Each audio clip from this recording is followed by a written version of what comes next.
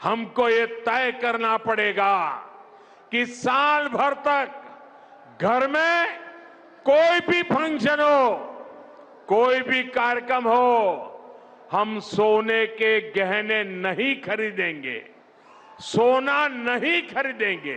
दोस्तों, क्या इंडिया किसी बड़े फाइनेंशियल क्राइसिस की ओर बढ़ रहा है? एक तरफ सरकार का इनडायरेक्ट सिग्नल गोल्ड मत खरीदिए और दूसरी तरफ पेट्रोल और डीजल के प्राइसेस बढ़ गए हैं। और जब गोल्ड, फ्यूल, इकोनॉमी ये सारे एक साथ हेडलाइंस में आते हैं ना, तो आम आदमी के दिमाग में सिर्फ एक ही सवाल होता है, क्या मार्केट क्रैश करने वाला है? आज की इस वीडियो में हम इमोशनली नहीं, बिल्कुल लॉजिक के साथ समझेंगे कि गोल्ड को लेकर गवर्नमेंट का असली कंसर्न क्या है, पेट्रोल और डीजल के प्राइसेज क्यों बढ़े, और इसी के साथ क्या स्टॉक मार्केट इन्वेस्टर्स को टेंशन लेनी चाहिए। सबसे पहले एक बात क्लियर कर देते हैं, पीएम मोदी ने ऑफिशियली ये नहीं कहा कि गोल्ड मत खरीदो वरना क्रैश आ जाएगा, लेकिन गवर्नमेंट और एक्सपर्ट्स लगातार एक ही कंसर्न रेज कर रहे हैं और वो है इंडिया का गोल्ड इंपोर्ट बिल। इंडिया दुनिया के सबसे बड़े गोल्ड बायर्स में से एक है। हम लोग हर साल लाखों करोड़ों का सोना इंपोर्ट करते हैं। अब असली प्रॉब्लम क्या है वो समझिए। जब भी हम बाहर से गोल्ड इंपोर्ट करते हैं तो हम डॉलर्स में पे करते हैं, और जब भी बाहर डॉलर्स ज्यादा जाते हैं तो अपने जो इंडियन करेंसी जो रुपी है उसकी वैल्यू वीक होने लगती है। अभी ऑलरेडी डॉलर स्ट्रॉन्ग है और इसी के साथ ग्लोबल टेंशंस बढ़ रही है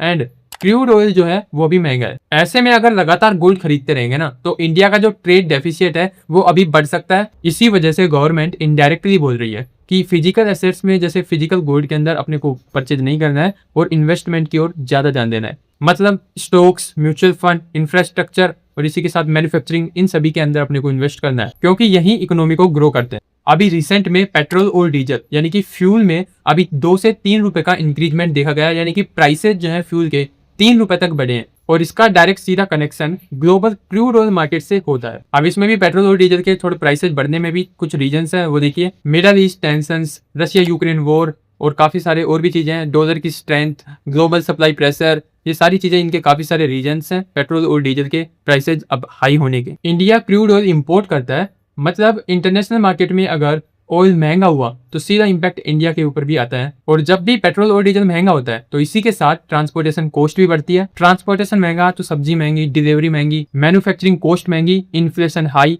और अगर इन्फ्लेशन रेट्स हाई होती हैं तो आरबीआई इंटरेस्ट रेट्स को भी बढ़ा सकता है। यही रीजन है कि स्टॉक मार्केट कभी कभी प्रेशर में आ जाता है। अब सबसे इंपॉर्टेंट क्वेश्चन, क्या फाइनेंशियल क्रैश आने वाला है? देखिए, मार्केट में करेक्शन और क्रैश ये दोनों अलग अलग चीजें होती हैं, और अभी जो सिचुएशन है इसमें ग्लोबल अनसर्टेनिटी है, इन्फ्लेशन प्रेशर है, ऑयल प्राइसेज कंसर्न है, एफआईआईज और डीआईआईज कभी बाई कर रहे हैं, कभी सेलिंग कर रहे हैं। लेकिन इंडिया की इकोनॉमी अभी भी दुनिया की फास्टेस्ट ग्रोइंग इकोनॉमीज में से एक। पॉजिटिव पॉइंट्स अभी मैं आपको बता देता हूँ।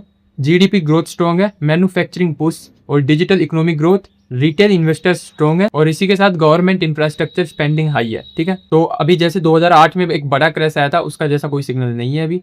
हाँ, शॉर्ट टर्म वॉलेटिलिटी आ सकती है, मार्केट के अंदर अप्स एंड डाउन्स रहेंगे। तो दोस्तों, फाइनल कंक्लूजन सिंपल है, गोल्ड को लेकर गवर्नमेंट का जो कंसर्न है वो इकोनॉमी और इंपोर्ट से जुड़ा हुआ है। पेट्रोल और डीजल के रेट्स ग्लोबल क्रूड ऑयल की वजह से बढ़े हैं, और अभी तक कोई ऐसा मैसिव सिग्नल नहीं है कि इंडिया में फाइनेंशियल कोलैप्स आने वाला है, क्रैश आने वाला है, कोई भी ऐसा अभी तक सिग्नल नहीं है। और अगर देखा जाए तो आने वाले टाइम में इन्फ्लेशन, वॉर और काफी सारी चीजें हैं, जैसे interest rates high, petrol diesel के प्राइस हाई होने के कारण मार्केट के अंदर इसका इफेक्ट पड़ेगा, और अभी भी पड़ रहा है। तो दोस्तों, मिलता हूँ नेक्स्ट वीडियो में। अगर ये वीडियो आपको पसंद आई है तो वीडियो को लाइक कर देना, चैनल पर पहली बार आए चैनल को सब्सक्राइब कर देना। Thank you for watching this video guys.